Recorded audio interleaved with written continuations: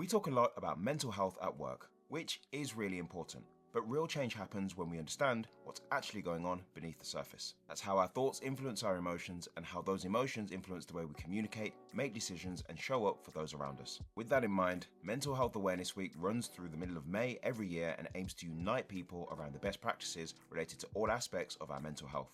This year's theme is centered around the preventative steps we can take for ourselves, those around us, and society as a whole before we become unwell. So, lean in and keep watching until the end as we share how to turn awareness into action. Previously, I've spoken about the benefits of expanding your emotional vocabulary for clarity, exercise for mood regulation, and voluntarily taking on new challenges as a way to improve resilience during hard times. But today, I'm going to start by talking about the nature of our relationship with technology.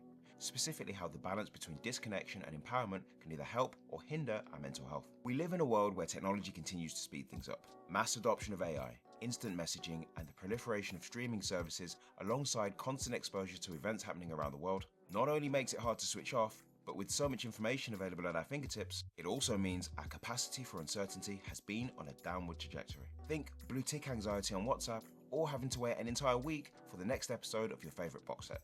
I know.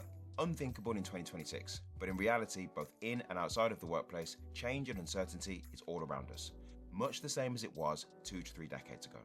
The difference is that now we have a lower tolerance for it. Hence, the demand across the UK for stress-reducing preventative healthcare services that truly allow us to switch off continues to rise. For example, according to Future Market Insights, the UK and meditation service market is set to grow from an estimated industry size of just under 12.5 billion to 21 billion over the next decade. Now, while downward dog and box breathing may not be for you, it's my belief that everyone can benefit from being more intentional about how and when we use technology. On the one hand, using features such as Do Not Disturb, limiting screen time before bed, and setting healthy boundaries with friends or colleagues can all contribute to helping us carve out that ever-elusive you time.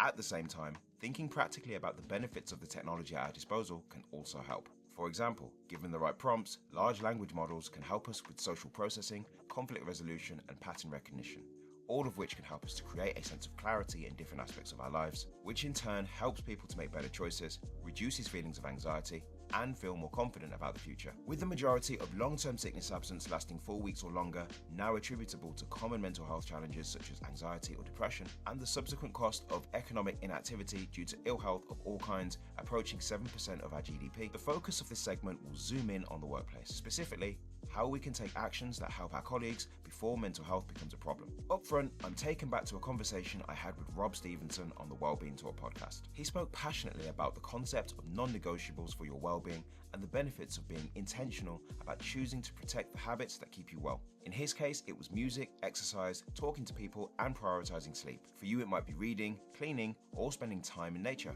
His point was that actually taking the time to ask what's important to those around you empowers us to ask questions if and when there's been a change, as well as anticipate how that change might affect the person, along with any support that they might need. Of course, this shows up differently for everyone, especially when you consider how hierarchy and power dynamics in the workplace can shape people experience. A point well summarized in Lost Connections by Johan Hari. He explores the idea that poor mental health isn't always driven by what's happening inside, but also by disconnection from meaningful work and a sense of agency in our lives. When people feel unable to grow, contribute, influence decisions, or make a meaningful impact through their work, over time they can begin to feel psychologically disconnected from what they're doing. A feeling sometimes described as derealization, where life no longer feels fully authentic or real. Hence, the signs and symptoms of poor mental health are more likely to show up amongst lower ranked employees. One way to address socioeconomic, cultural, and intergenerational blind spots that drive some of these outcomes is the concept of reverse mentoring, where, as the name suggests, a junior team member mentors a senior team member. It works by fostering a two-way learning environment where both parties can share insights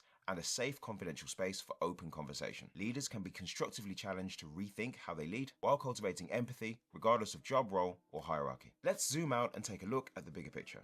Because while advances in technology and improved interpersonal skills may serve us in the short term, true societal change cannot take place as, in the words of Gabor Mate, we can start to recognize another person's pain as our own. I say that because it occurs to me that a system is only as strong as the people holding it up. And as of right now, for the systems, things look interesting. For example, the most recent annual report from NHS Talking Therapies tells us that out of 1.8 million people referred between 2024 and 2025, 91.6% access services within 6 weeks, and over 50% of those referrals moved to recovery, which is up by 0.4% from the previous year. Now, while this sounds promising, and it is, it also highlights the enormous demand for mental health support and the challenges faced by a system trying to respond at scale. The point here is that even with large-scale intervention systems in place, we still cannot outsource all responsibility for mental health to services alone, especially when you take a moment to consider what they're up against. That's negative portrayals of mental health in the media, bureaucratic bottlenecks that mean that the very services set up to help people can't communicate, the idea that mental health is some kind of get-out-of-jail-free card in the workplace, or that the individual has no responsibility to take actions that are going to help if they're struggling. We run the risk of demonizing accountability and self-agency while pathologizing unhappiness. So, if you want my opinion, and you're still watching, so I'll assume that you do, it seems that we won't make any meaningful or lasting change in society unless we turn the proverbial arrow inwards and change ourselves. But remember, it's easier to judge than it is to encourage, and the first step is always the hardest.